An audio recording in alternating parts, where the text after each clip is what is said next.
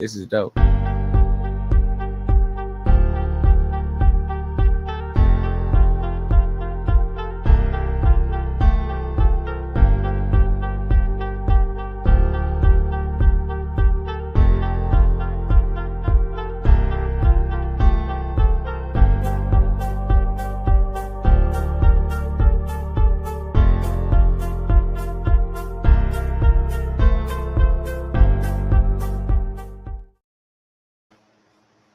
We are live. We are live. We are live.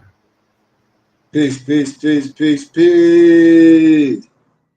How's everybody doing? We good. We good. We're good. How are you? I'm doing good, brother Lamar. I know Noble Alonzo just texted. He said it's snowing out there in Jersey, so be careful while he's driving. But give me 1 second. I was just responding to an email, so give me 1 second. It's also snowing up in Flint too. That's it just started coming down out here in California, so you know what I mean? Like So it's coming down, huh? Yeah. Yeah. But the gratitude for everyone, man. Gratitude. We had a good workout this morning, man, as we always do. Just want to say peace and love to everyone, man, everyone that's tapping in today. We're going to have a quick discussion that was brought up a few times, just about, reading and understanding and getting a good perspective of who you are, you know what I mean? And understanding just a tittle of your history. But with that being said, man, just give me 1 quick second. I just got one more email to send out. Well, pardon me, y'all. It's all good. It's all good. Pardon me. See, like every time we get started, man, emails start coming in. Bam, bam, bam. Okay. So we're good. Gratitude, brothers. Gratitude for the kind words. But anyway, we were having a discussion about a couple topics about it's nothing new under the sun. And when we talk about studying and more science, we're not here to arbitrarily explain nothing or make nothing up. What we're here to do is show you who you are in history and show you the glorious things that you've done in history and build on the things that we know. So I want to share a piece of science with brothers and sisters. It's 2 volumes. The first volume is volume 1, and it has a volume 2. And volume 1 is by an author named David McRitchie, and the book is entitled The Ancient and Modern Britons. You have volume 1, and you have volume 2. But we're gonna just jump in a little bit of volume 1. We might just touch a little on volume 2 if time permits. If not, we'll touch on that at a later date.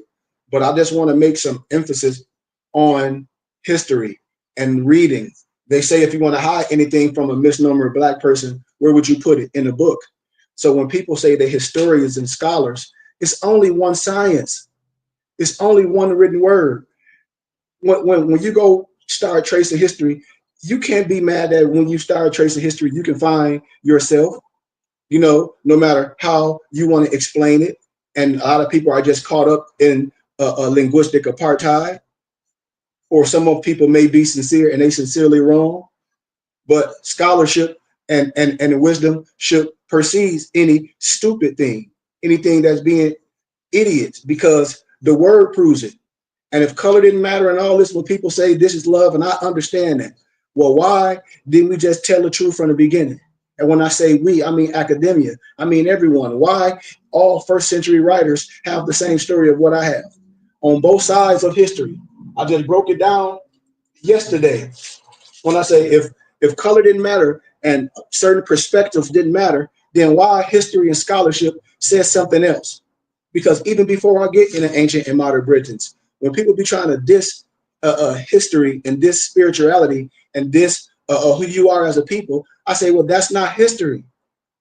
I mean, because history is going to tell a whole nother story.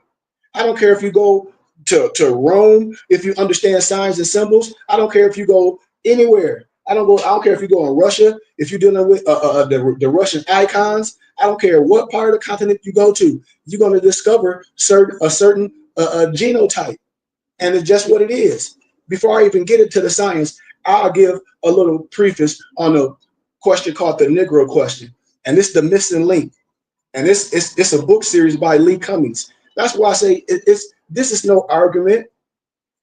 You know, this is no argument. I mean, every first century writer, if there was a truth teller, no matter what color they was, they told you what it was. Right here, we have the one world Tartarians. It shows you what this history is about. Shows you that the transatlantic slave trade didn't happen like that. Historical from the archives. So who's lying to you? Who's afraid? The history is going to tell itself. It's written. You know? So when we talk about, oh, the white man is, man, nobody want to hear that crap. Here it is, books, that's the scholars that's speaking the same thing. Like, man, you're the one that's crazy. This is written. So, you know what, Sheikh? Go ahead. I'm sorry. Go ahead. I'll say something real quick. So it's interesting, you know, because you talk about, you know, part of where we are in life is we don't have enough people who are in search of knowledge, who want to learn, right? We have probably more people that are more willing to defend what they know, right? As opposed to actually being in search of learning. And I think some of the difference is when you only want to defend what you know, I mean, you're limiting your ability to have a better understanding, a greater understanding, right, of whatever it is that you're speaking on. You know, when you're in search of knowledge, of understanding, you know, through that search, you're able to, as you eloquently point out all the time, you know what I mean, you know, be open to information, understand that you don't know everything, you know what I mean, and such from that basic understanding comes, I think, a greater understanding of that very thing that you're actually trying to discuss. So sorry. I agree, Noble. And these are conversations, like a lot of the conversations that I bring back to this cipher be a lot of conversations I had the pleasure and the honor to talk on college campus with teachers and professors. They know this stuff. When I talk about contextualizing scriptures, when they teach you Christendom, when they teach you a perspective, and in history, when people get a so-called African American degree, that's a certain perspective. That's a certain part of history. That's not all history. That's a what we call Eurocentric or Negrocentric propaganda when things can be checked with history. So when we talk about history in the beginning, you know, no disrespect to no one. If color didn't matter, why didn't no one tell the truth from the beginning? Why didn't no one tell us about Professor Winchell Alexander in his writings of Our Remote Ancestry, 1815 to 1900, the collection of journals, when he says, and I quote, and he only using the word black to describe the type. I can get a political or historical lawfully when we know black has no standing in law, but we're using this in the proper in this context to understand a type of people we're talking about. So please stay in context when I say the word black. Please stay in context. So these short black men came from Atlantis, North Africa, and they overran Europe. They were known as Britons. What type of Britons? David McRitchie telling you about them. That's why I said every scholar in the first century, they talked about the same thing. I'm telling you. Then you go to the one world Tartarians, they tell you the same thing. It's a certain reason why a group or a certain type want to keep you not learning. For you won't be guided by the stars. That's an analogy. These are tools. Roman history, Tacticus, the origins of the Black Britons, the Iberians. So when everybody be talking about, the Anunnaki, when they be coming with that Zachariah Stinson, Eurocentric stuff, I say the Anunnaki is the Iberians. And that's facts. If anybody want to play the goal, they feel like, well, hey, man, I'm not here to play no game with you, Zachariah Stinson. That is not valid. That's where they're getting it from. Please. We ain't no alien. We talk about people. Are the black people with curly hair. The Iberians are the black people with curly hair. Anthropological Review Society, London, Volume 8. Joseph Ritson, Annals of Caledonian Picts and Scots, Volume 2, page 27. I'm giving people the information to research it. It's right in your face. That's why I say my people that are lost, we can't even talk about making money. Why? Because we can't agree who we are. So when it comes down to something, we are arguing and take each other out. Why? Because we are still promulgate some black stuff. And according to science and law, black means death. We got to understand the historicalness of this, but get in the right perspective when we're talking about history. That's why we have to, the future is today. The future is today. If people talk about reparations and all that, and I say black people are not going to get reparations. So to understand what I'm saying, first you have to learn history and understand what I'm saying and see why it's so important. And it's so, how can I say, it's man, what did he call it the other day? He said it's almost like a battery in your car. He said this wisdom that needs to be promulgated to the kids and things. Because he said if this was taught, a lot will change. He said you got to imagine how the pendulum shift will if every misnomer black person understood who they are. When they understood the Declaration of Human Rights, Article 15, which I'm always talking about, not ask people. Research the Declaration of Human Rights, Article 15. And then tell me what it says. And then research the SF 181 form. Those two documents right there should be like, well, wait a minute. You know? So let's get back to the teaching. Ivan van Sertima, African Presence in Early Europe, page 225. The Britons look like the Ethiopians. Albert Churchward. Albert Churchward wrote so many books, The Signs and Symbols of the Primordial Man, Gerald Massey. All these first century European writers agree to what I'm saying. Look them up. That's why I say, when people say this person lying to you, who? Your own brother and sister? Who? Your own teacher? Who? Your own preacher? Who? Your own uncle that's a Freemason? Who? Who are you talking about? Because nobody lying to you. Ain't nobody lying to you. Everybody has a motive. And if we reading the same books, when I show people this, all the same stuff, same forefathers, all the same monuments, it's nothing nobody can say. When I talk about the Dome of the Rock, that's all in Islam and Jewish and Christianity, all in their teachings. So when people be trying to separate it, I don't know what books they be reading, brothers and sisters. But Albert Churchward, 1912, Origins and Evolutions, on page 12 and 13, he clearly says that the black Basque were exterminated from Europe. Didn't say exterminated from Africa, it said from Europe.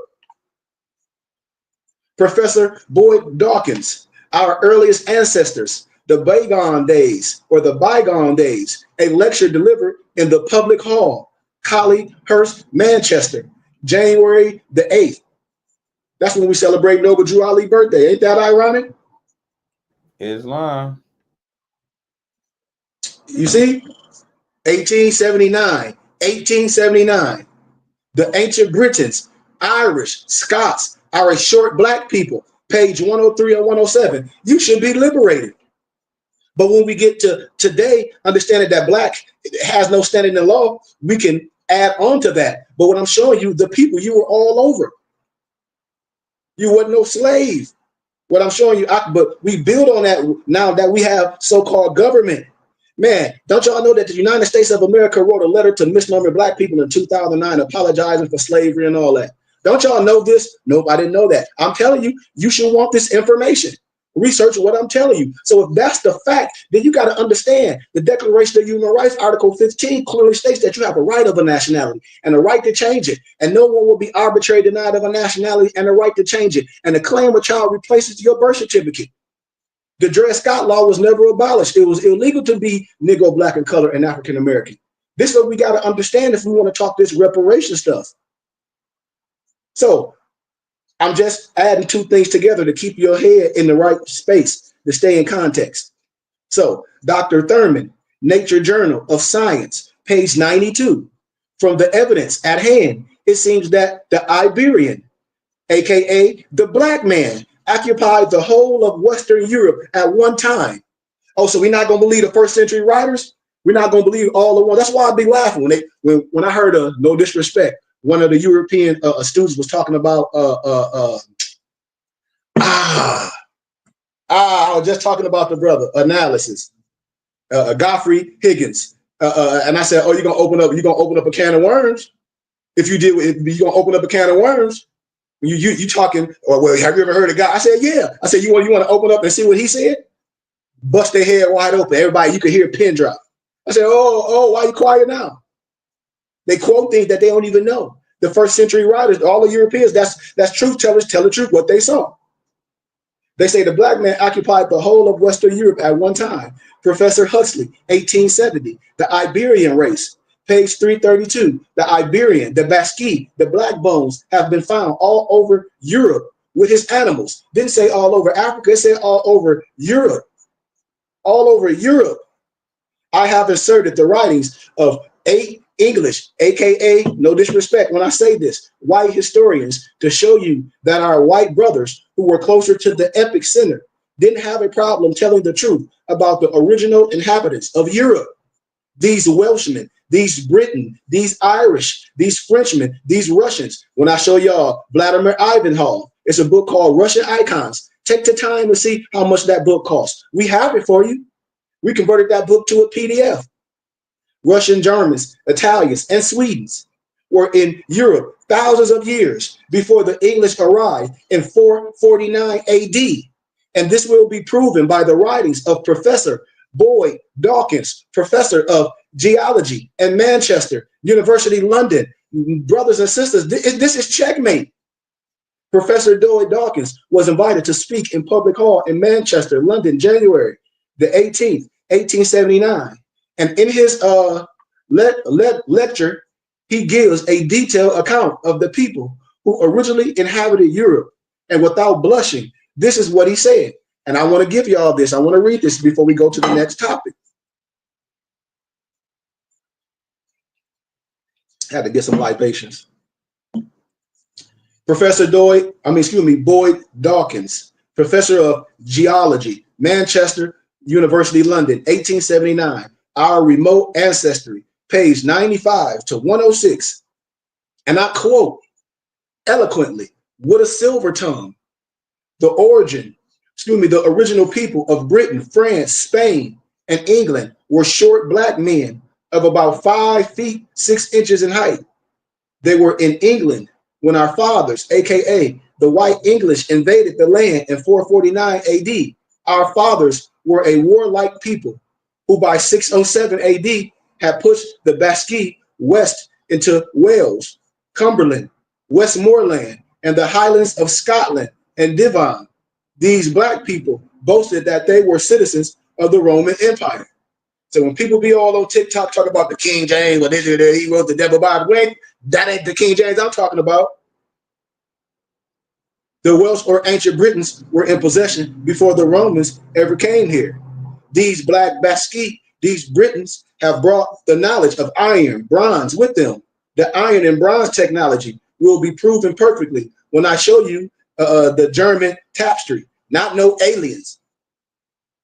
These people were herdsmen. They possessed the short-horned ox, the horned sheep, the goat, the pig, and the horse. Evidence of their civilization can be seen all over the continent of Europe, as well as throughout the British Islands, extending as far as Germany, Switzerland, and even to France and Spain. These black people originated from Iberian Peninsula and are a fragment of the old Spanish population. So another fact I can tell you, when you just like, okay, so in history, when you deal with the Negrito beings and they say that mean black, okay, so when you start doing the history, they say the Negritos and Africans ain't even the same damn people.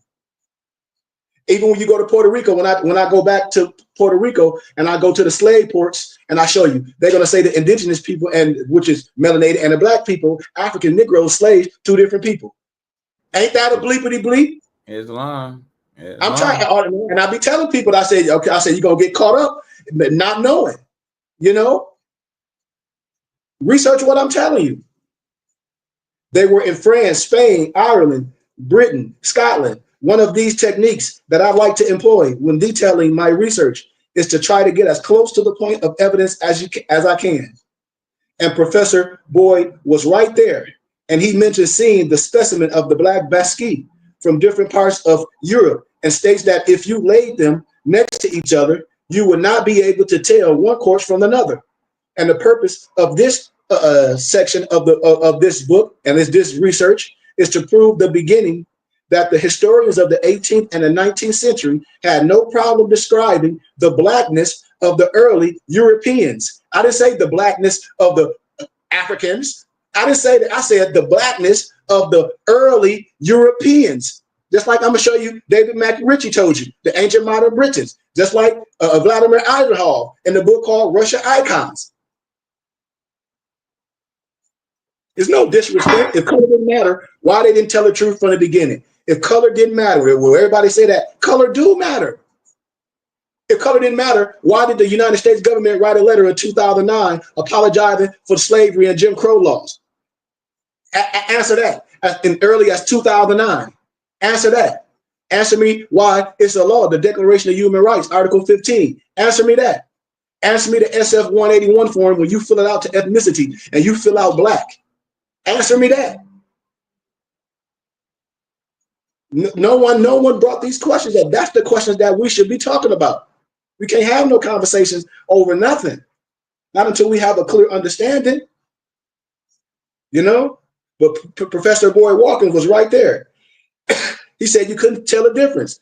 You know? But the historians in the 18th and the century, they didn't have no problem describing the blackness of the early Europeans. Hell, Benjamin Franklin, Professor Boyd Dawkins, and Albert Churchward gave us eyewitness account of the world order in the generation, the world order, because then it was the world order. Now we in the so-called new world order. Dr. Albert Churchward was an eyewitness account. He gives us a grim description of what happened to the black presence in Europe. The good doctor states that the blacks became extinct. Extinct mean exterminated by the time he gave his lecture as early as 1912, my brothers and my sisters, to the Royal Society in London. Fact check me. It is the extreme importance that we begin this discussion or this bill or even illuminating this piece of history with the eyewitness accounts of the English historians concerning the old world order. It has become obvious to me in this research and to you, if you have eyes to see. Stevie Wonder, he ain't even that blind, he can see that the ancient, medieval, and the early 20th century historians were describing the old world order in their respective generations. And these historians, brothers and sisters, describe a world in which the misnomer blacks were in power all over the earth. And from the vantage point, we shall spring forward into the future to see secrets of the past. And man, history is just what it is. You can't be mad at history. When people get upset, you know, they be like, oh, this history, it can't be racist. It can't be biased. How? Because it's history. Somebody said, yeah, well, swear, yeah, you got the swarty Moors, the tawny Moors, you know, just like when we talk about brunette. Brunette was a melanated. When you go to the Netherlands, when you see Swarty Piet, aka Black Pete, and Santa Claus, when you go to the Netherlands and you see the Corsica flag and you see the Moor's head, then this will I be telling people, you were all over. The history proves it. Like I come with scholarship, you know. I'm not here to make nobody upset. If color didn't matter, why nobody else didn't tell the truth from the get-go? To get you caught up in propaganda, Eurocentric and Negrocentric. Because here go the Scott King of England. In the image, I'm going to show you. Here go the Scott King of England. I don't know if y'all can see the picture good enough. Let me see. Let me see if I can put it on here. There we go. I can't even see it. There we go, right there. That's the Scott of England. That brother. That's. Yeah, we can if you see can it. See that? Yeah, we can That's see it. Super close. So when people be saying things, that's in the Edinburgh Library. Edinburgh Library, the Scott King of England. And when you see at the signs and symbols, when you can start telling Roman history and things, you have to start knowing signs and symbols. This is what I tell people. I said, signs and symbols, you got to understand this. It's like sign language. Man, every historian have to agree with what I'm saying or it's propaganda. The image of the Black King James can be a little confusing because of your Western education. But this is the truth that is known by the rich and the elite. They study at the Royal Archives, the same where I study at. Just like when I talk about some Willie Lynch letter. If it was a Willie Lynch letter, it'd be in the Library of Congress. It'd be in the Royal Archives. I told y'all where that propaganda came from. You can't be mad at me. I showed you where Alex Haley plagiarized roots from a European named Harold Colin in this plagiarized book called The African. You can't be mad at me. Hey, Sheikh. You can't be mad at me. Sheikh. Yes, sir. I wonder if people forget that Forrest Whitaker was in a movie called The Last King of Scotland. Mm-hmm. I mean, he played it. People forgot that. Yes, he did. Yes, he did. Yes, he sure did. And that was the reason I paired all of the English historians and professors before you. I got into the bowels of this introduction because I'm not going to get into it all. I just want to spark something. I have to get your mind ready to receive things. King James came from a long line of Black Scottish Stuarts. And when people talk about, oh, the King James with that devil, that ain't what we're talking about. You can have all your devil stuff. The 343 years of rulership in Scotland. Excuse me. The Stuarts not only ruled in Scotland, they ruled France, Spain, Ireland, England, Britain, Wales. King James was able to rule all of the lands because of the people were what? Iberian, aka blacks. They were Iberian descent. They were the same people. And if you look at the ball in his hand, it represents the world rulership. And it was only one other group of world leaders who used this type of symbolism. And they were the Byzantine Roman emperors. Remember, they told the English that they were what? Roman citizens. This is proof. There was another man who made the same boast. And if you have wisdom, you know who I'm talking about. This is one of the signs of scholarship. When you are able to read what? The symbolism of images. Just like when I talk about the meta-netter. Just like when I show you the YHWH. Just like when I told you in Egypt they had two so-called Hebrew pharaohs, Sabatos and Sebekos. It's history. The YHWH is in the text. It's there. The ancient Scottish was a tribe from Northern Ireland, which means the Scots are really Irish. So if I have seen an ancient Scot, you've seen an ancient Irishman. And if you've seen an ancient Irishman, you've seen an ancient Briton. See, y'all, these is facts. You can see this Scott King list, King James I of England was a descendant of a Black Scottish king who claimed the thrones of France, Spain, Ireland, England, Britain, Wales, and Scotland. And to reinforce the testimony of Professor Boyd Dawkins, I provided you with images of the kings of Scotland. Here they go. I mean, they know what I'm talking about. This is all in the Royal Archives. We got to stop playing. It ain't nothing nobody can say. This is what I'm saying. Your history run deep. Stop letting somebody tell you you call everybody misnomer black person came over here on some boat. That's destroyed. The European scholar told you this. Hell, my noble, is he on here? Drayshawn broke that down when he went through the section in One World Tartarians. It's right here. It's in the research. The image location, the book Leviton, the author Thomas Hobbes, 1651. King Charles I had the unlucky distinction of having his head cut off by the English white subjects in his realm. No disrespect. And when we talk about Oliver Cromwell in history, you had the European Oliver Cromwell we're going to talk about, but you also had a melanated Oliver Cromwell. See, these is facts. So let's continue. King Charles I wasn't the only one to suffer this indignation. When the English overran the country, they hung and decapitated the men. Whatever to the women. Burned the citizens at the stake and dashed the children against stones. This is in Oliver Cromwell's diaries, y'all. Research history, what I'm saying. Everybody be thinking, no disrespect, that those other melanated people did so much in history when they talk about Church War, Albert Church War. Churchill. Man, I can show you what Churchill did in history. I can show you what a lot of those people did, was working for the feds all through history. But we have to see that. And this is a bit of history that is not taught or reported in the annals of the world. Scott King, Alexander II, 1198 AD, location artifact, myfamilyclans.com. When you research these melanated people, you can see these people. You see them. One brother looked like George Jefferson. One brother looked like George Jefferson. But after Cromwell had executed King Charles I, and ravaged the three kingdoms, the Jacobites tried to restore the black Stuart kings to power. They were known as the Jacobites, and one shall name himself Jacob, and another shall name himself Israel. You are going to see statements like this throughout this wisdom. You know, you got to know who they are. But it's so much wisdom. I don't want to keep going in that and going too deep because I can do a whole dissertation on that. But I want to stop right there and get into the main topic because I don't have too much time left. So,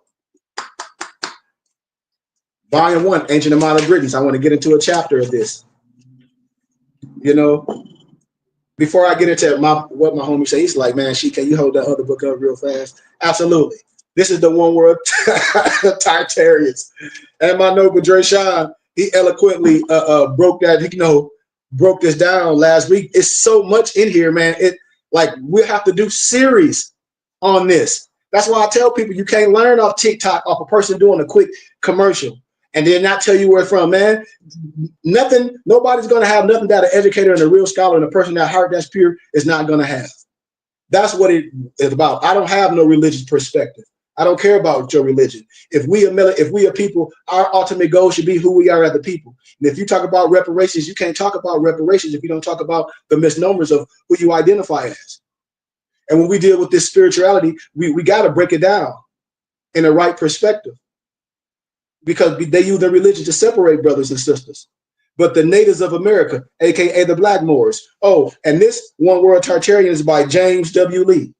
By James W. Lee. I asked everybody to research these Europeans, James W. Lee. They got the Moors creating, showing you where chess came from and everything. So when people be saying, oh, well, you using misnomer Moor scholars or misnomer Black scholars like Ivan Van Sertima and all them, yes, they already told the truth.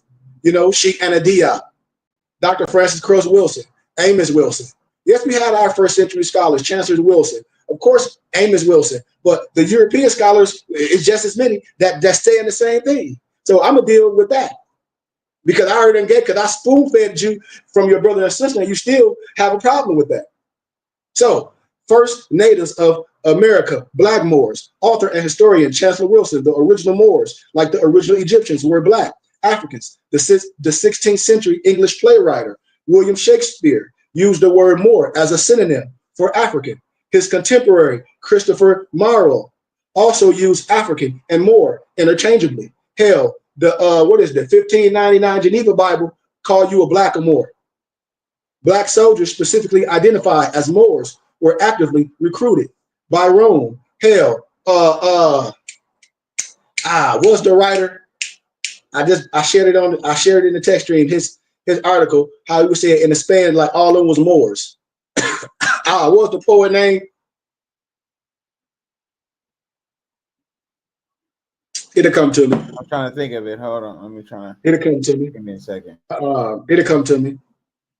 But he was talking about the Spanish War. He was talking about how them was Moors, you know, melanated people, and served in Britain, France, Switzerland, Austria, Hungary, Poland, Romania. Saint Maurice, patron saint of medieval Europe, was only one of many Black soldiers and officers under the employ of the Roman Empire. Although generations of Spanish rulers have tried to expunge this era of historical record, recent archaeology and scholarship now sheds light on the Moors who flourished in Al-Andalus for more than 700 years. Who? The Moors ruled Spain. Who were the Moors? The Jews. I'm telling you this, and people be trying to be upset with this to try to talk about some Arab. Okay, now let's deal with scholarship. It ain't no such thing as an Arab.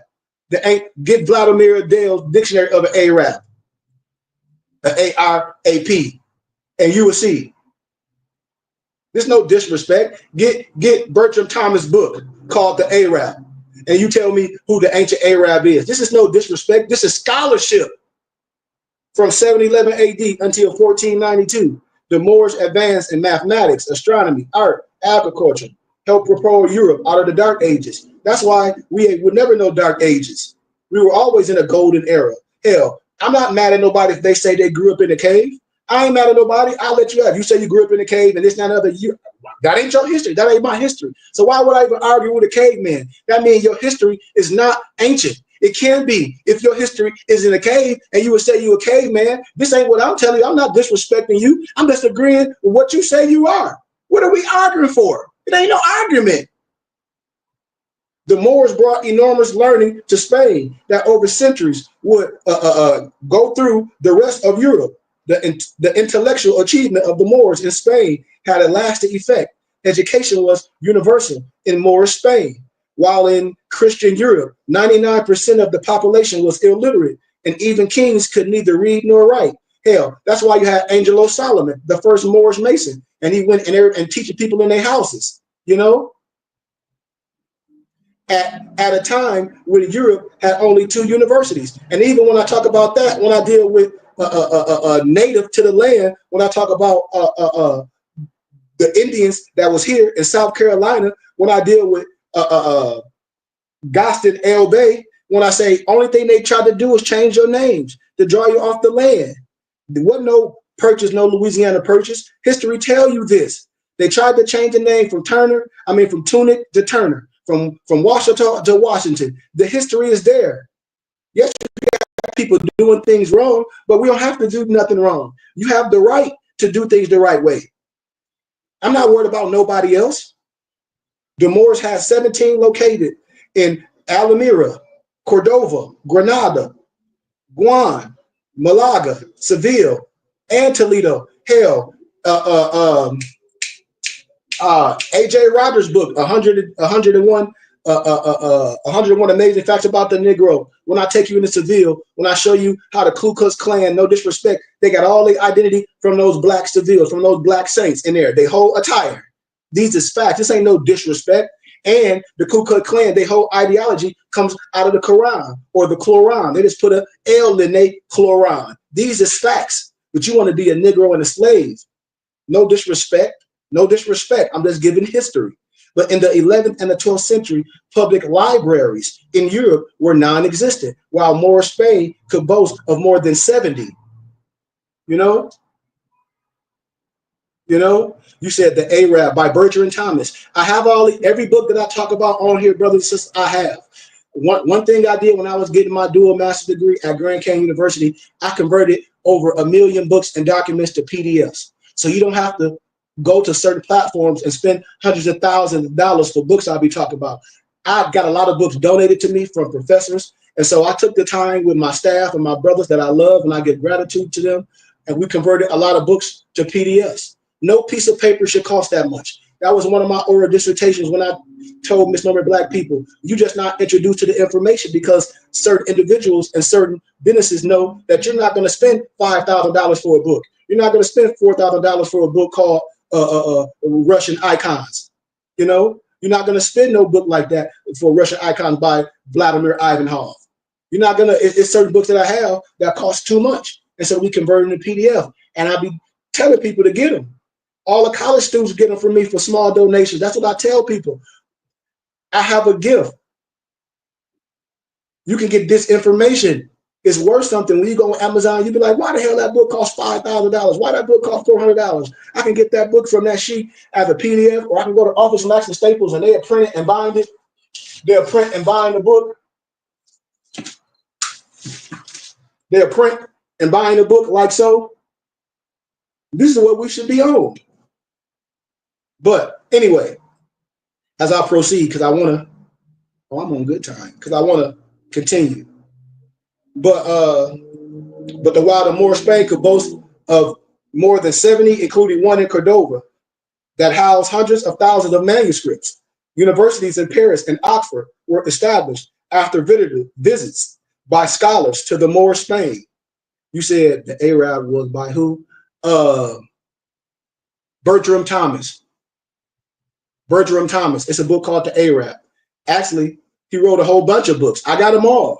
I converted them all to PDF. That's why I tell people, when you got somebody that have everything, I did the research. But if you want to go to Amazon and buy the paper book, that's on you, But whatever, let's proceed. It was this system of education taken to Europe by the Moors that seeded the European Renaissance and brought the continent out of 1,000 years of intellectual and technological gloom of the Middle Ages. And here it is. Here it is at the bottom. They got the Moors playing chess. I'm telling you, no disrespect. I just want to paint the picture because we got a little time. I thought I'm on great time. No, okay. You good. Okay. Okay. So we build it. We build it. We set the precedent. So destroying the identity of the Black Tartarians. Here we go again. I'm gonna just highlight something to make you say, Remember in the Los Angeles Times, June 4th, 1990, reported that when Napoleon visited the Sphinx, 1798, everything but the head was buried in the sand. His soldiers used the Sphinx for target practice.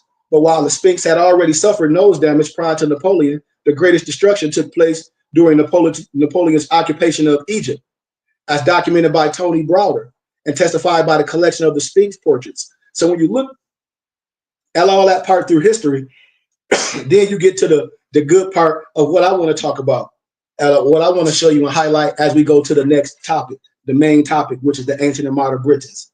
So I gave you that little highlight, and I say now I just gave you a highlight of the old world order where you saw the misnumbered blacks ruled in Europe and all that.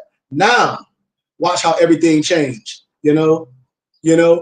When I talk about the New World Order or the so-called transatlantic slave trade, and this is what they teach a lot of your kids when they go to these universities, and they have these teachers with that pseudo academia, and they teach you about some Willie Lynch, and they tell you that's required reading for their class, and then all you got to do is get me, and I'll destroy that professor from love. And I say that's propaganda. It ain't no Willie Lynch letter. Black was not used to describe ethnicity in the first century, and I showed them where that Willie Lynch letter came from, and those professors can say nothing. They'll probably walk out. These is facts. No disrespect. It's all made up. It's all made up. Period. And no one can come on here with no facts and say it ain't. And then when I come with all the facts, then what we do? We still play stupid. That's like trying to defend a lie in court. That's insanity. So here we go, another lie.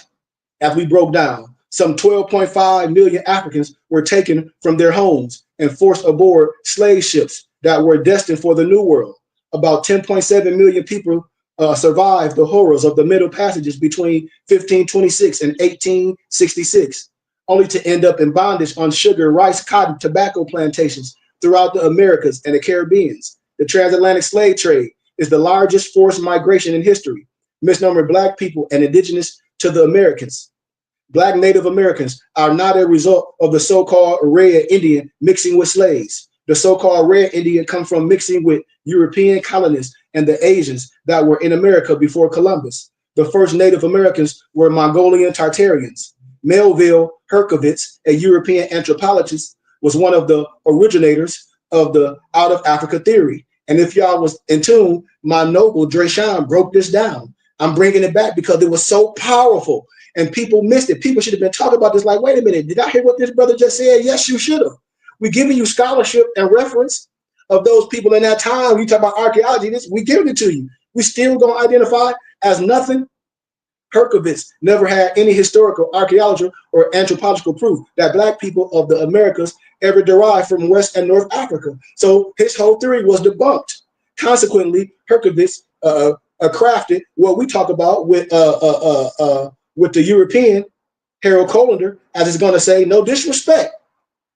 They came with that theory that Blacks arrived in America from the transatlantic slave trade, which allegedly brought in more than 10 million African slaves.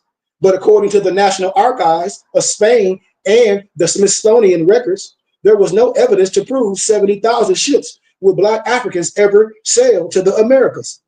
Melville carried out the teachings of his mentor, research Franz Boas, Franzboaz, to make the original copper-colored races of the Americas inferior and the European presence superior. Research it, Research what I'm telling you. Before this time, Blacks coming from Africa through the transatlantic slave trade story never existed. As a result, Melville's work has been fragmented and used as propaganda by writers like, I told y'all, Harold Colander and Alex Haley, which further perpetuated the myth of the transatlantic slave trade through the hit movie Roots. Americans were Black people, and they were, not brought here on ships. Instead, they were enslaved right here on their own lands. If they were brought on ships, the numbers are extremely exaggerated. It was published that 15 million to 20 million slaves arrived in Americas between 1540 and 1850. over a 310-year period, according to the history books. According to the history books. According to the history books. The Stewart synopsis points out a few questions that should be examined. I know everybody know what the Stewart synopsis is. Over a period of 300 years. Is it fair to say that 60,000 slaves were transported annually to the Americas, or has the transportation of slaves to the Americas been one big myth? The largest seagoing vessel carried 400 slaves, but not all of the ships were that large. Time of passage was 3 to 4 months. That means 200 vessels, ships per year would have to travel carrying 300 people. One ship could make 3 passages per year. But the transatlantic slave trade database says that there were 1,100 to 1,400 voyages made over a 300-year period. So if that's the case, and each ship carried 400 people, the total number would be 560,000 Africans were transported. And that still don't add up. That still don't add up. Why? We already know that over 83% of all Americans with African ancestry have Native American blood. I gave you all that history. Did Native American tribes help slaves escape, or were Americans with African ancestry already part of the Native American nations?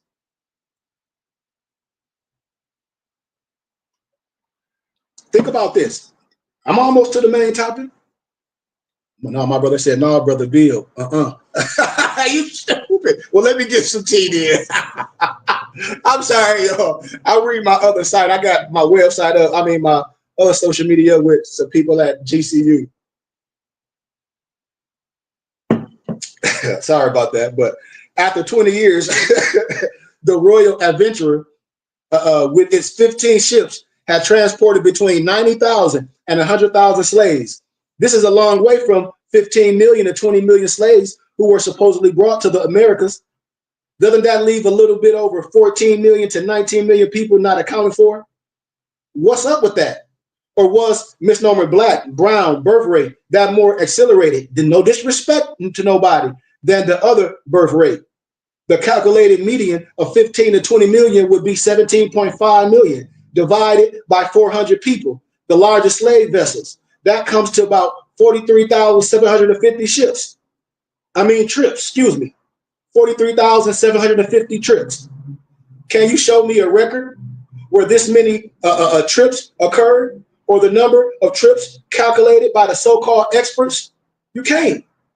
You can't. You can't. You can't. And then when I show you that figure, 27,000 and 35,000 voyages, the same thing happened with the, no disrespect, the Holocaust in Germany during World War II. 6 million people were supposedly killed, but there are not that many names referenced who died, totaling 6 million. No disrespect. In fact, the official story had reduced the number to 1 million people. But Stewart synopsis lists these black native tribes, the Washita of, Louisiana, Midwest, the Yamanese of Southeast, the Iroquois, the Cherokee Indians, the Blackfoot Indians, Pequot, and the Mogonans. I might be pronouncing it wrong. The Pequot or the Pequot, the P-E-Q-U-O-T, and the Mohegans of Connecticut, the Black Californians, the Califans, the California literally means black, after the name of the great Mami Kali, Queen Khalifa, the Olmecs of Mexico, and the Daranite of Panama. The Daranite of Panama.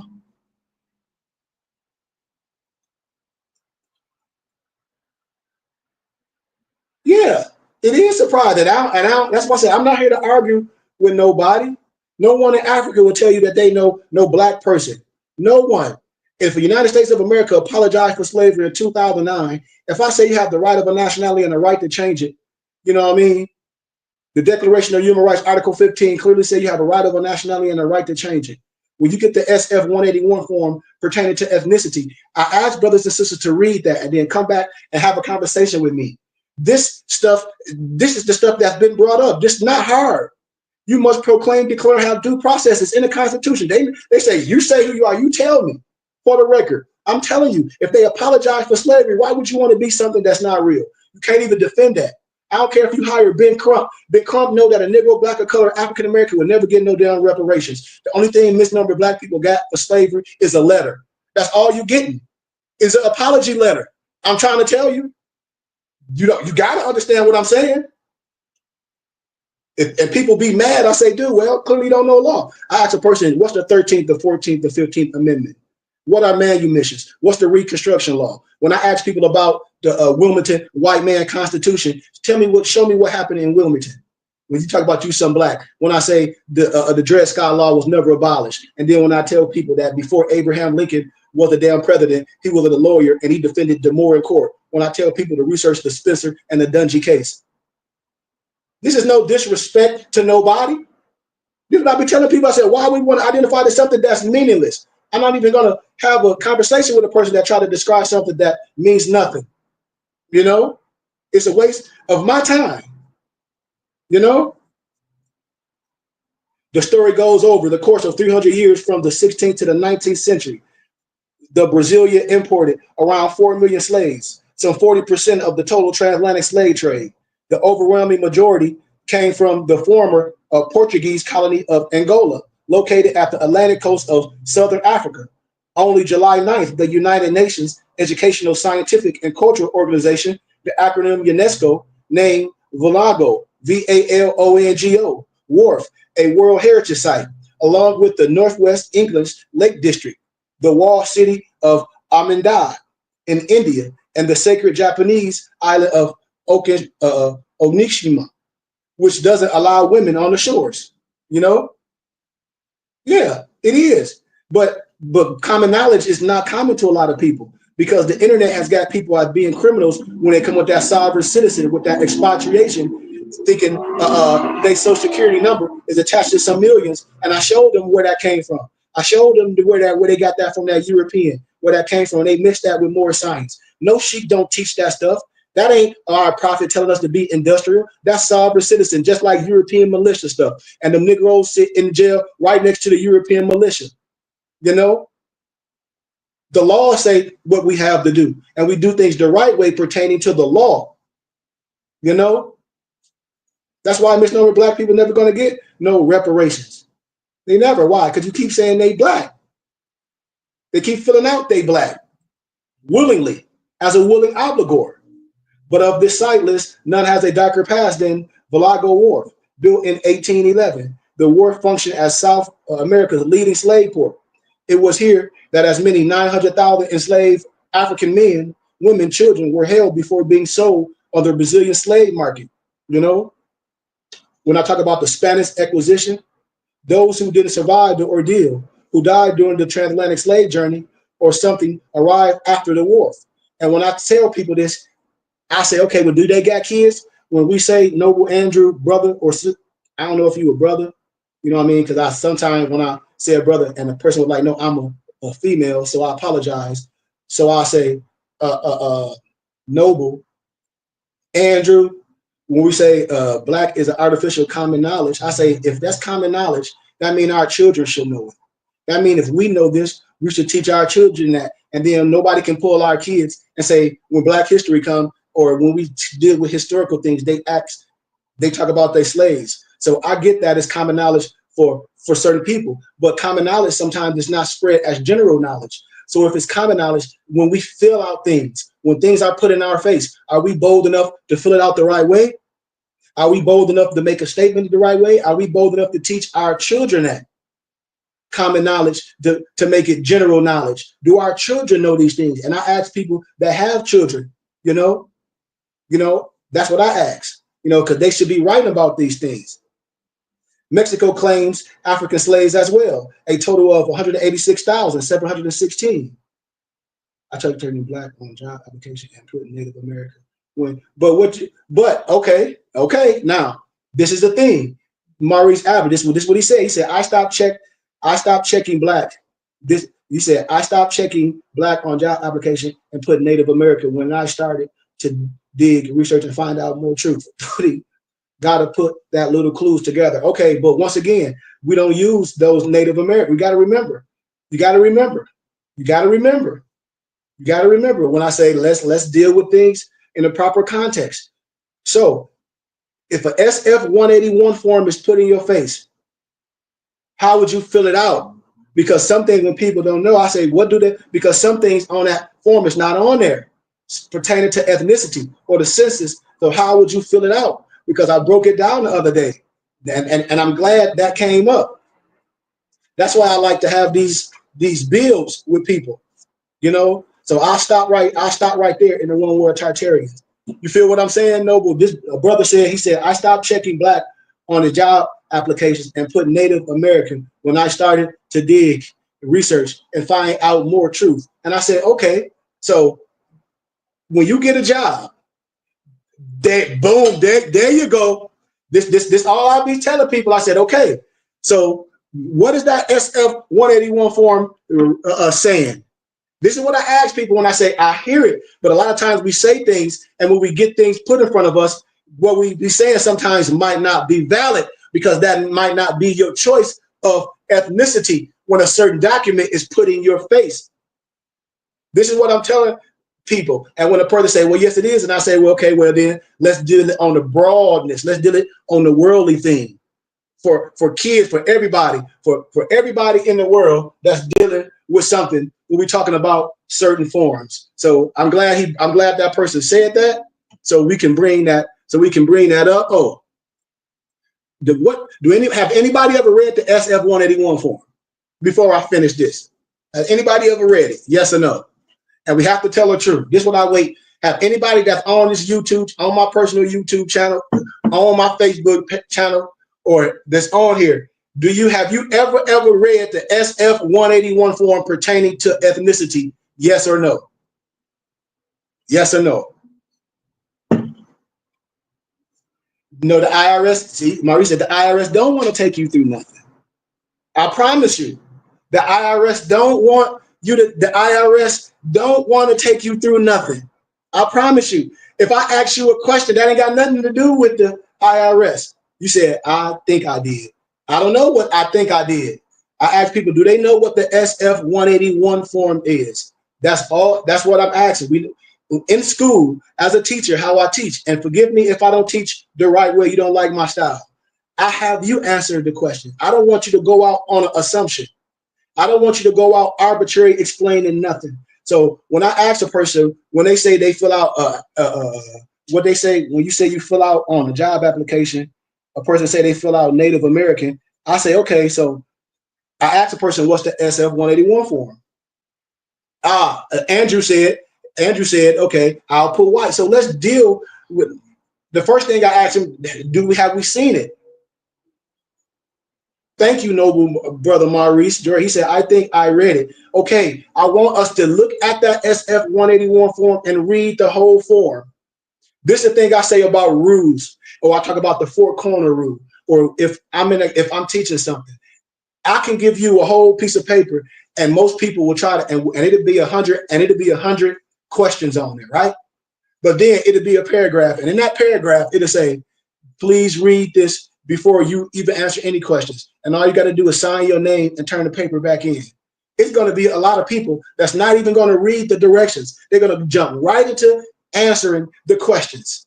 And that's what I tell a lot of my brothers and sisters to do. And I said, listen, read the instructions. Please take the time to read. And a lot of our brothers and sisters don't have the attention span of a third grader. And I'm not talking about no one. But I ask people, do we read, or we just go fill out? I'm going to fill out this, or I'm going to make a box and circle this. Well, you're going to make the whole document void. We're not jumping through no hoops. The document is self-explanatory. I asked the person, so when you're filling out your ethnicity, any form pertaining to a work, anything, which is considered as an SF 181 form, what would you fill out? And I ask every person that. Some people say, I don't know I never seen it. And I say, okay, well, what will you fill out? And have you ever read it? So I challenge a person to read it. And then it's something going to click in your head when you see those descriptions. You're going to say black, which is nothing. And then you're going to say white Africa too. And you're going to be like, wait, so it's a black Africa and a white Africa? Your antennas going to start going up. But then it says circle all pertaining to you.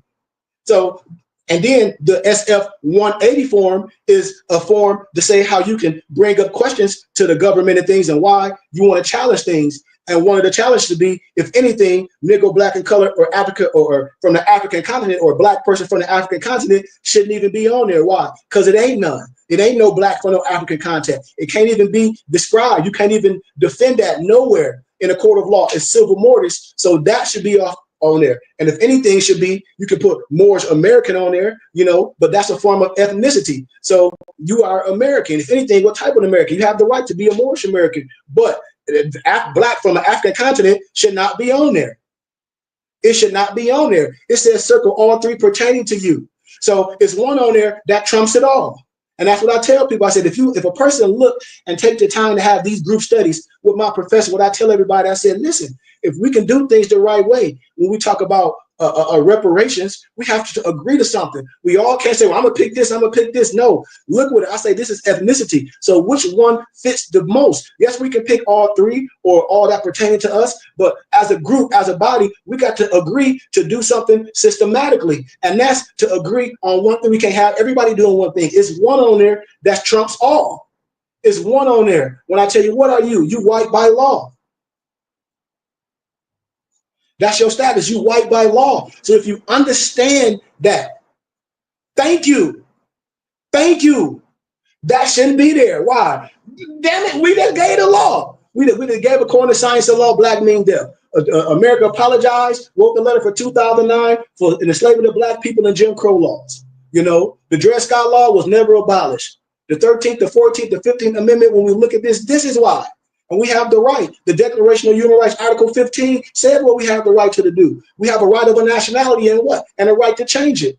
And the claim a child replaces the birth certificate. And no one will be arbitrarily denied of a nationality and a right to change it. Arbitrary means nobody can sit up here and tell you who you are and you not. This is what I be telling people. What makes you a Moorish American? Because you're born here in America with African, aka Moroccan descent. That's what makes you a Moorish American. You have the right. And when I break this history down, some things should be on there. That's the shift. That's the shift. Because all religious books, the Bible, the Quran, is synchronized. I already synchronized that. So the common denominator of as melanated people should be who we are. Everybody on here talk about they down with reparations. Where I say, okay, I'm down with reparations too. But a misnomer Negro, black, colored, African-American, Negro, whatever you call it, is never going to get no reparations. Period. You're not going to get nothing. And the only people that's going to get paid or whoever got paid for reparations is the person or the entity that created Negroes. This is what I'm telling people. And so that's what I'm saying. We are afraid. We are afraid to be. And that's what I tell people. And the laws is put it in your face and say, you tell me. He's like, this brother been telling you just for a minute. He's telling you have the right. He's like, gather. Hell, the religious laws trump everything. The religious laws trump everything. Your religious right trump everything. The religious rights of the indigenous people trump everything. You got the right not to assimilate. You got the right to have your own teacher. You got the right to use public platform. You got the right to write your own books. You got the right to have your culture. You got the right to not assimilate. You have the right. We're not here to overthrow no government. I'm educated just like any rest of them brothers and sisters. I ain't here to blame no other entity. I'm saying your own people not teaching this. All these scholars that have these conversations over black this, like my professors said, and they Europeans, it'll take me 25 minutes and I can rest my case and it will be no rebuttal when people talk that black stuff. That's not real scholarship. That's Eurocentric and Negrocentric propaganda. And so when we deal with documents, constitutional law, things that you can say, this is who I am from the pen, you know, and from history, that's what we got to do. So it ain't making nobody jump into no hoops. It's understanding who we are as a people the right way. So as I close, I'm going to jump into this ancient and modern British. Now I'm going to go back in time. I just want to show y'all something to show you how all history is going to just start kicking people in the face. You know, David McRitchie told people, you know, I started in chapter 3, you know, he talks about the dark people resemble the Aquitani, the Aquitani. They put so much in our face. But the main problem is majority of our culture don't read. Maurice. Woo! Boy, if Maurice Jordan was on, that's why Maurice Jordan, I say, man, hit me up. Come to class. Let's build. We can teach this. That's the problem. You 100% right. And I said, if you want to hide anything from a misnumbered black person, put it in the book. They know we don't read. They know we're not going to study. They know we're not going to have our think tanks. They know we're not going to have our Silicon Valley. Everything that I was able to be a part of, I'm transparent with everybody. I tell people I'm part of Philosophical Research Society. I've been introduced to wisdom and information that I bring back to my people. I ain't took no oath. I conferred degrees. I'm 99 degrees. I'm initiated. I ain't took no oath. I come back and bring people to wisdom. You should want that. But you're right. Our people don't read. That's why scholarship trumps things. That's why peer-reviewed scholarly research, no matter what color you are, is going to trump this. You know? That's exactly. We're talking about keys for coming together. Who? The people of what you have the right, your dollar. Especially when I started talking about tax exempt status, and when I talk about the Sopranos and why everything done with the Catholic Church and why nothing about me is black. Why nothing about me is black? Why? Because if you black, you don't have lawyer and client confidentiality. It's nothing about me is black. That's why everything went through the church. We're tax exempt for the federal government, religious, charitable, scientifically. That's why I tell people, when you donate to the church, you get a tax exempt receipt. That's how you're able to file exempt on your taxes, because you donate to your religious and charitable contribution of your choice. That's how we can build our infrastructure. But I'll be telling people, that's how we lose, because we let basketball players, they get a money manager. A money manager don't have to pay your taxes, because if that's the case, why all these rich people got in trouble for tax evasion with money managers? If that's the case, if you're making $1 million a year, or say your taxes is $1 million a year, and you're in the state of California, and it says you can donate 60% of your earned income to your religious and charitable contribution of your choice. Well, damn it, long as I'm making my taxes is $1 million a year, and long as I'm making that type of money, I'm donating to my religious and charitable contribution of my choice. I'm donating $600,000, and I'm giving an offering every year. And I'm telling all my homeboys that's on the same level as me to help build this infrastructure with our brother. Why? Because we're giving our money to a private banking system, and we can help this brother. We can build. We like what's going on. And if you're a regular person too, you can help. How? You get a tax exempt receipt. I just showed y'all how a lot of jobs, they'll take insurance out on you, and you won't even know. And you won't even know. I'm telling y'all, it's the way we can do things. The laws, I operate in the parameters of the law. You can do things legally. How? You don't got to do nothing more. You're already paying taxes. Now decipher it legally. Build your infrastructure. This is the power of the people. But you're 100% right. And then when people say, they hid something from us, nothing is hidden. It's nothing new under the sun. We're not introduced to it. And when a lot of our brothers like myself and others get the information and have access to the information, they try to trick their own people because they know they don't know, or they charge hundreds of thousands of dollars. And that's why a lot of people said, man, you need to charge more and you will be just as famous. I don't want to be famous. I have a real something to offer. I'm a real business. So I know it's going to take time and work. I know that. I have something to offer. Hell, Jeff Bezos got rich selling books. I have something for you, for all my people. I just need my people to support. We can have something. I promise you that. But let's proceed. But not all our brothers and sisters don't read. We have a full library, mypdfbooks.com, binderbooks.com. Then I have a whole database of ancient books, manuscripts, documents, a whole database. You know, I have them all. And every book that costs you can name any book on here, I have them all. I'll be showing them. When I go on the college campus every Wednesday, I have all college students. They be putting their money together, getting books. They be laughing. They say, man, I know you're a multi-millionaire. I said, no, that's not my mission. But they said, but you should be. And I say, because they be getting the books from me, PDFs, downloading them, printing them, binding them themselves. Cracking up. Books, thousands of dollars. I got Marcus Garvey letters on Amazon. They sell for $4,000. I got the damn letters. But let's proceed. The fair people were like the Belgic Gauls.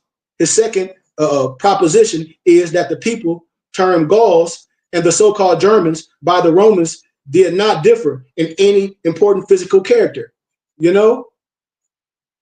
These two propositions we may accept as well-founded. A splendid example of this fair race is the barbarian prisoner supposed to be Caractacus, portrayed from the marble in the British Museum. When you start looking at this stuff, their complexion was different and of darker hue. Their hair was curly, and they resembled the Iberians. Here he is in the ancient modern Britons, and they're talking about the Iberians. I told y'all, the Iberians are styled swarty pia, aka Black Pete, and curly hair. The word swarthy is rather classic, for although literally swartz, yet it is taken, I fancy, to mean something not quite as dark as the color of a Negro in its usual acception. Perhaps this distinction does not exist, but at any rate, if the small dark Highlander and the black Celt to the west of the Shannon be assumed to be the descendants of the Iberians, it may fairly be argued that with so much intermixture with fairer races during the last 2,000 years, the stock must now be lighter skinned than then, and its representatives of the first century must have been actually as black as Negroes. Yes, that's what I tell. It will enlighten you. I tell people it saved your life. If they listen in academia, what I saw, which was one of my oral dissertations, when I tell people the power of the pen. When I talk about pseudonyms, man, they changed their name. They wrote in a pen name because they would be destroyed. I did my oral dissertation. Professors came from all over. You got to know this. This is how you come together. This is the power. This is the shift. This is the pendulum shift. I'm telling you, this is the pendulum shift. We get around something that can be proven valid and get away with spookism. The Pliny characters, their complexion, the Ethiopian, that is as black as the Ethiopian. And it may be that the curliness of their hair was the same nature as the Negro also. Thus the Negritos of Huxley, the owners of such skulls as those found in the Cactus, may have been allied at the ancient Iberians, that the wild tribes of Ireland were black men, is hinted by the fact that a wild Irishman is a Gaelic, aka a black Irish, and that some of the natives of Scotland, as well as of England, were of the race also is evident when one remembers that according to Skene, Skene, the powerful tribe of the Damanani or the Damani, the Damonii,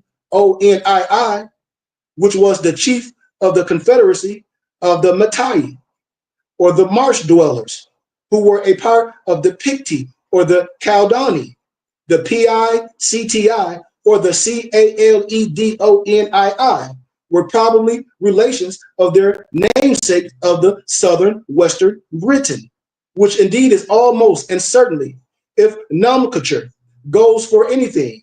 Therefore, the British Picts resemble the Ugrian or the Urian, the Ugrian Picts, and the Tasmanian and other kindred Picts, not only in using of the similar customs and weapons, but also in their most striking physical features, y'all. You see? And the Briton Picts, like those of other lands, stand out again as dark-skinned men. A complementary witness with the Maurus, the Maurus, is Gorm, Gorm, found attached to the names of Highland and other chiefs and kings.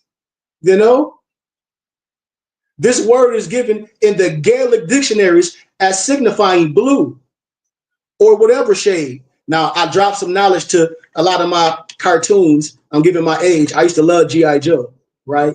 And you remember in G.I. Joe, they had the mercenary twins, and they were from Tunisia. And they say they were South African. But at first, no disrespect, they were, pale skinned. But then when they got their power, they turned blue. When they got in the sun. When they got in the sun, y'all remember they turned blue?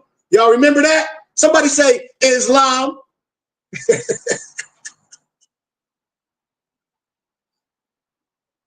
They turned blue. Remember that? Also green as grass. And this recalls the fact that the indigenous tribe described by Caesar were styled with verbes, green and corally, blue, from the wold with they stain their bodies, the color which may come under either of the headings accordingly. When one looks again in the Gaelic dictionary, one finds the Gorman, Gorman, is WOAD. Plainly, therefore, a man who is titled Gorm is a wad-stained man. Now, although in the Gaelic of the Scotland, a Negro is known as Duine Dubh, Duine Dubh, Duinedubh, a black man. He is known in the Gaelic of Ireland as Dwayne Gorm, a blue-green or wall-stained man. I showed y'all in Poland how the Negroes don't like to be called a certain type of Moor. I said that is crazy. They want to be called a Polish American, but I get that, but whatever. And signify both swarty and green in Wales. It has the meaning of green or blue. And in the later country, the Gaelic Gorm, here spelled GWRM, is equivalent to brown. What possibly explanation for all the apparent confusion of the terms can there be, except that the pattern, one, that a brown-skinned man and a walled-colored man were one and the same. What you say? I've heard that before, that the Black Irish Cleopatra thing is, I'm not mistaken, I think so, fled to Ireland. Whole nother story. We'll talk about it. We got the proof on a lot of that Cleopatra stuff. But Maurus, M-A-U-R-U-S, is a word which suggests a great deal.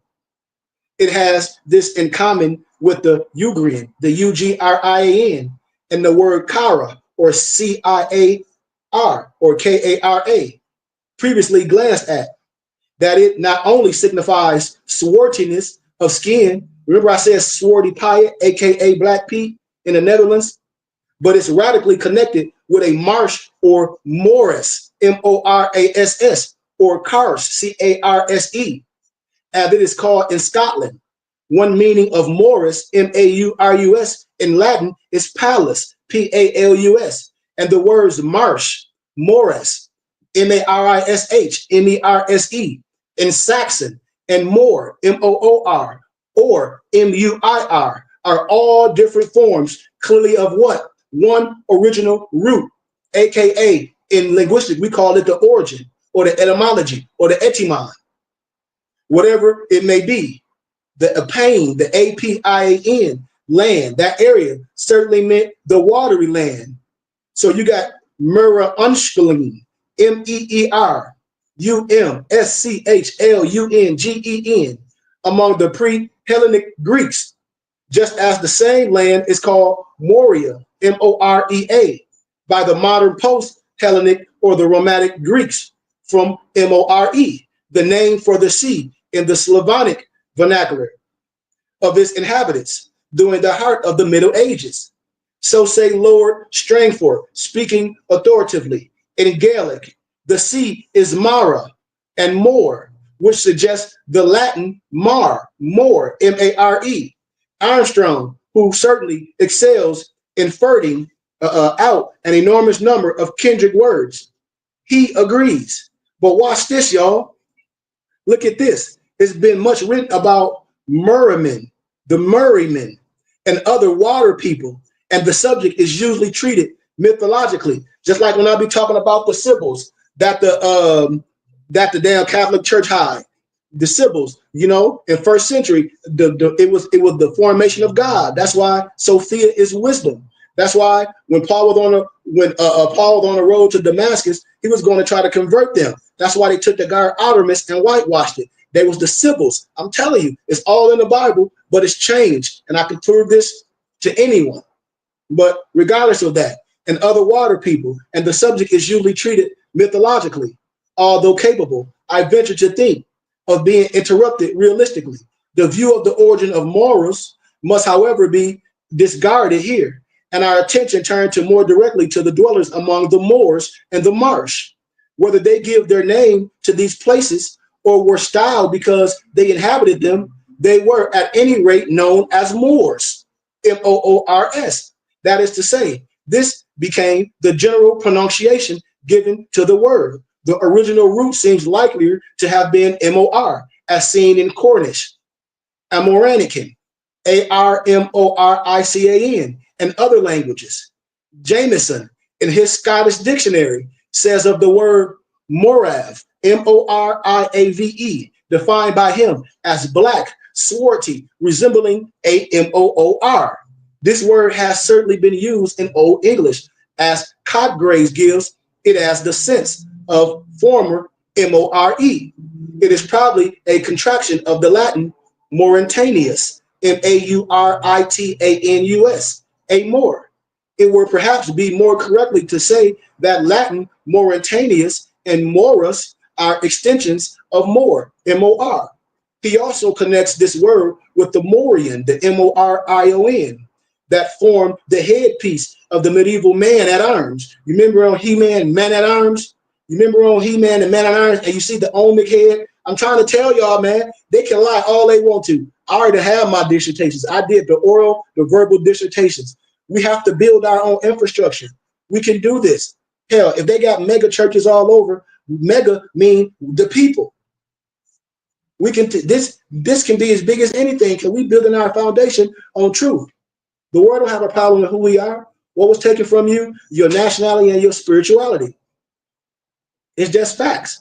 Another English word for the root of Mori, M-U-R-R-E-Y, meaning dark red or copper color. The country of Moravia, M-O-R-A-V-I-A, is said to receive its name from the chief river of Morava, March, or anciently Marus, M-A-R-U-S, and its first known inhabitants are started to have been a people named Quota. You remember, and I told y'all Jerusalem had 4 names. Remember, Jerusalem had 4 names. I broke this down. Who immigrated in the 5th century to Gaul in Hispania. The river Morava is tautology, for Morava is Moor river, whether Ava be regarded as Celtic or Gothic or a language older than either. It is not unreasonable to conjecture that the Quada, the Q-U-A-D-I, who went into France and Spain may have been born this name Moor, M-O-R, the other having been given to them by the outsiders or vice versa. They seem to have been known to the Romans against, they fought the first of these names. Lempriest gives several nations bearing names beginning with M-O-R. The Mori, the Moreens in India, and the Morini of the country. Also the Morani, a people of Belgic Gaul on the shores of the British Ocean, are examples. The Mori, the Mauritania, are perhaps the most notable examples of a nation bearing the same name through its a slightly altered shape, y'all. So the consideration of the word and the localization of the races thus named is not irrelevant at this point, brothers and sisters. For although it may be easy to trace their root and the date of the arrival, a branch of family did inhabit Britain. Remember, and are not only known as Mori, M-A-U-R-I, and Moors, M-O-O-R-S, but also Moravians, identical with the name of those in India, Mori men, and people of Moray or Moravia. The name Moravia was given to 2 districts in Scotland, the one most important in north central and the other in south portion of the country. That the Picts, known to the Romans as Mori, y'all, were finally divided into the sections inhabiting these locations. It's a speaking fact, which is well to remember that this juncture, y'all, you got to know this. The smaller district in the south has been the name father of a family distinguished in Scottish history, the Morays of the Philippina in Selkirkshire, whose ancestor, Archibald de Morava, was among those who subscribed the oath of fealty to Edward I of England in 1926. One of the estates of this clan bore the significant name of the Black Barnery. Of course, the race of Archibald de Morava may have been that of an intruding army and not necessarily that of the Moravians, as he was simply Archibald, Lord of Morava, Sir Charles A. Moore, who fought at Chevy Chase of the same clan, shown the name in the modern form, approximately. You got to know this, family. So I just want to stop right there. All through history, your history is deep. Nobles, if y'all want to learn, if y'all don't want to pay for all the books, we have every book converted to PDF documents. You can download on your tablet. Expensive books that cost thousands of dollars. It'll take me too long to pull out all the documents and then bring my database to go through all the books and the documents that you're able to get here at the BBT. So I just give everybody gratitude for taking time out their day Do anybody got any questions or anything they want to share? Anything?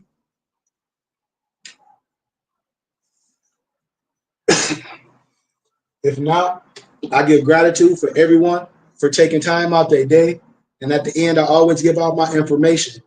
My email is Goodman, Goodman, Goodman Khary, that's GoodmanKhary @gmail.com. Hit me up. If you want to be a student and a member of our temple and school, I can email you our syllabus, and our enrollment package of what we teach and the books that we use to teach our history and science and things. But yeah, hit me up. My office number is 602-473-8767. A lot of times you will see our header going down at the bottom, but it's not down there right now. But please, hit me up. If you need books and literature, if you're just inquiring over books and literature before you pay thousands of dollars for some paper, when people say, well, I like to touch it. And I say, well, you can get these things from me, PDF, go to Office Max and Staples and they'll print it and bind it. Save thousands of dollars. Save thousands of dollars. Save thousands of dollars. And I tell people, you don't have to give a whole nother some platform. You can see what we're going to do. If you don't have a fez and a turban, I have them. Bonnets, kufis, she-mags, all that. Our Moorish attire, MoorishHaberdasher.com. When I teach these lectures, and I say, man, if you give a small donation to our temple and school, I will give you so much. And I have so many witnesses when people give $20 and $30. They say, man, I looked this book up. Man, this book was damn near $500. I gave a brother the book, The Golden Age of the Moors by Ivan Van Sertima the other day for a $20 donation. He was like, huh? He was like, brother, you giving me this for this? I said, yeah. He said, the book on Amazon is $400. And I said, yeah, I know who's selling the book. It's a used book. He said, but you giving me this for $20? He said, I just wanted the wisdom. He said, man, I know you. I said, no, because our people don't support. They support other entities, which is okay. I have glory for people dealing with me, and I give honor. And I don't really talk about the negative and things. I see it. And a lot of times we don't want to see our own make it. We want to see celebrities make it, and we put our destiny in celebrities. Well, I'm not a celebrity. I'm a divine minister and a teacher, and I want to see us have something. I want to see our own library where kids can come to and research the books and have it and write about history and have computers and things to use. To when we talk about history and things, and have a teacher, an educator can teach them things about history and business and finances. I have real businesses can teach you about a business credit, can teach you how to start your business the right way. I teach this stuff, and I'm casting my net out to my brothers and sisters to holler at me. You can have a full library. Just like right now, research a book called Russian Icons by Vladimir Ivanov and tell me how much the book costs. I got books that can cost thousands, and I done and be like, you can get these for small donations. And Office Max and Staples are printing and binding, or my Muftis are printing and binding for you at bindingbooks.com. This is the age of information where you can travel with it. No one is walking with a whole bunch of books. That's why a lot of bookstores are not prosperous anymore. And that's why they're charging a lot, because, man, in school, I show how Amazon spent $25 million converting books to PDFs. Just like I know the history how they did that, because they take a lot of chapters out of a lot of books. But I got all the books. That's why I'm able to quote things and show people things from history. My number is 602-473-8767. And my Gmail is Goodman, GOODMANKHARY @gmail.com. I have a whole database of books. I have a whole database. I used to go over my database and have live auctions and have live sales. I get nobody that on here that talk about their Moors. I got my other platform up with my college students. Every college student will put their money together and get it. It was a book called Tavistock Institution of Human Engineering by John Coleman. The book was stacks and stacks, and now I think it's not that expensive no more. I was giving that book to college students. They was like, it's here for pennies. I have a whole library. I got books right now that I pull out that you will look on Amazon that cost thousands of dollars. You'll be like, why? You'll be like, why? You'll be like, why? Just like I was talking about this, Ancient and Modern Britons. It's 2 volumes. I got these right now. Why would you want to go buy? I got both of these right now. You can download on your tablet, and you have it forever. You have it forever on the file. I got both of these right now.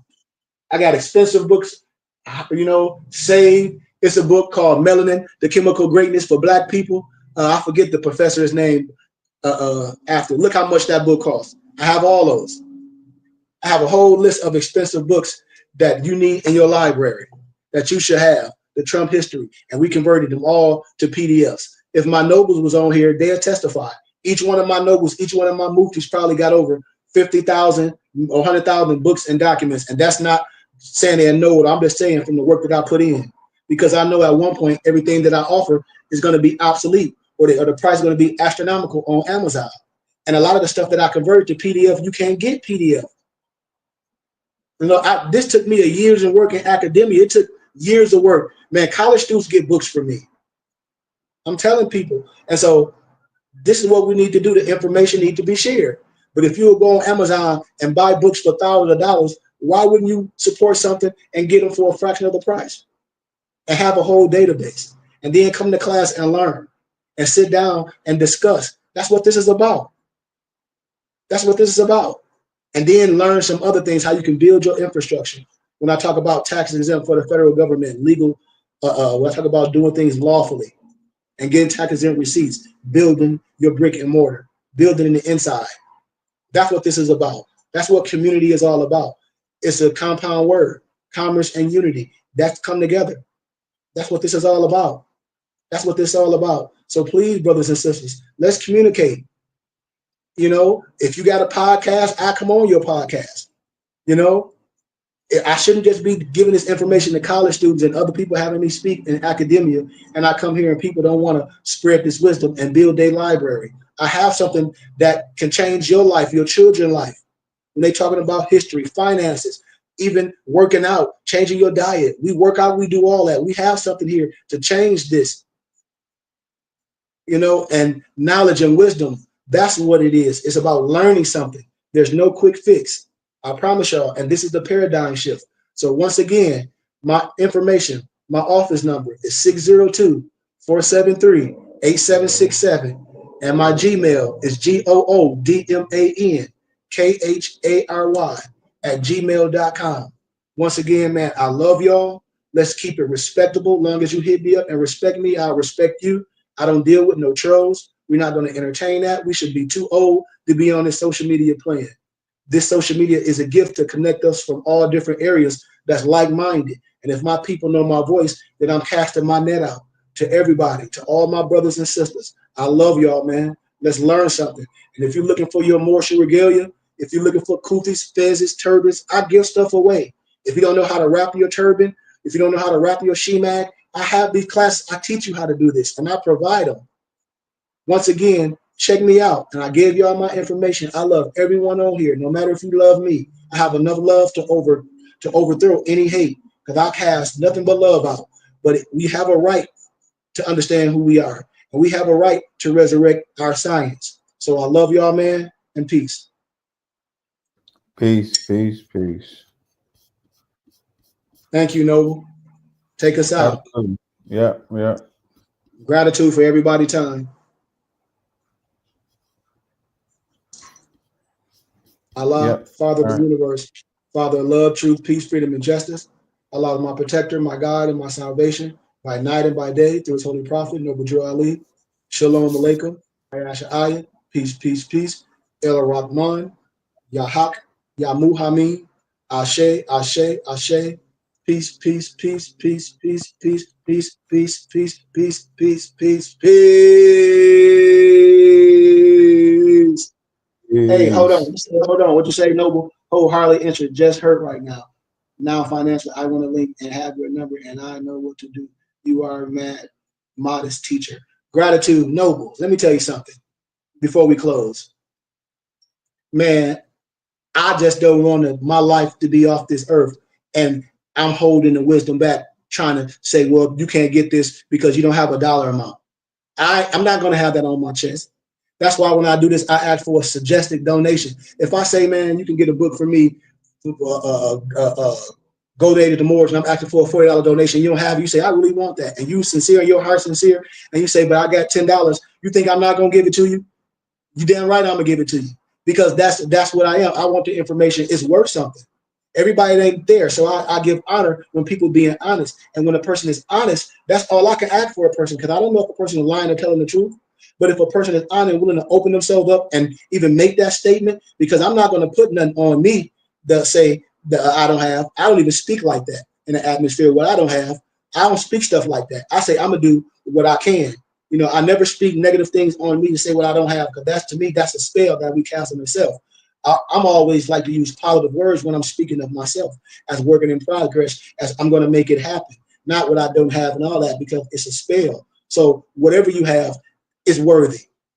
Whatever you have, if you're sincere, because I'm not going to pull a dollar amount on wisdom. That's why I say a suggested donation when I'm ministering, when I'm teaching. Now, my businesses, that's separate. When you go on my business websites, that's separate. But when you're dealing with me, when you hear right now, I'm operating in philanthropy. I'm operating as a minister, as a teacher.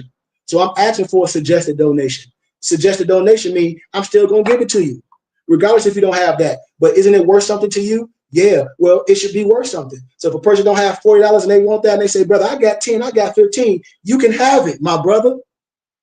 That's what I'm saying. Because if we'll go smoke a Black and Mild and go to the dispensary and get an AFI, or go buy them new Jordans, those, or what they call them, the white and the baby blues, and we'll stay in the center line for that, we can't say that we ain't gonna shortcut the wisdom. We're not gonna shortcut the wisdom. We're not gonna do that. We're gonna treat the wisdom the same way we do other things.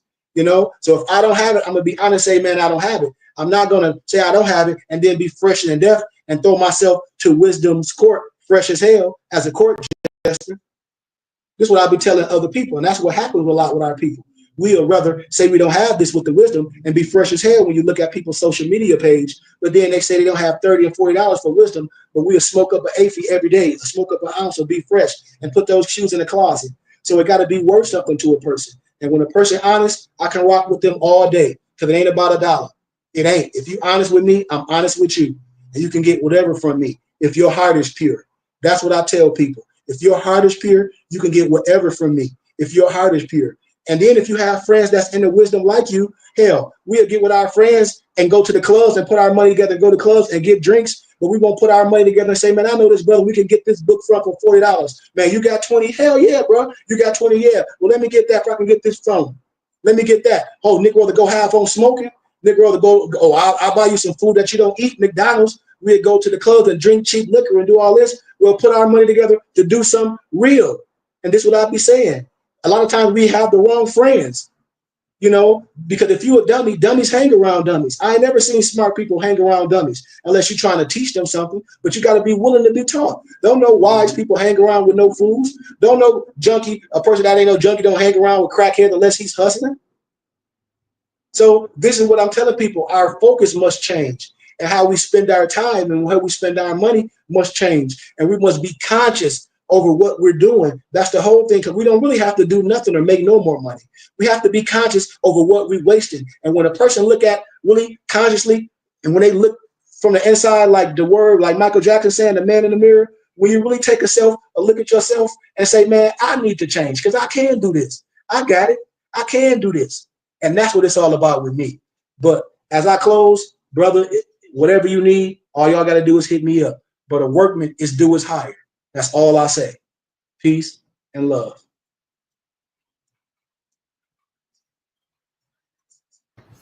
Peace.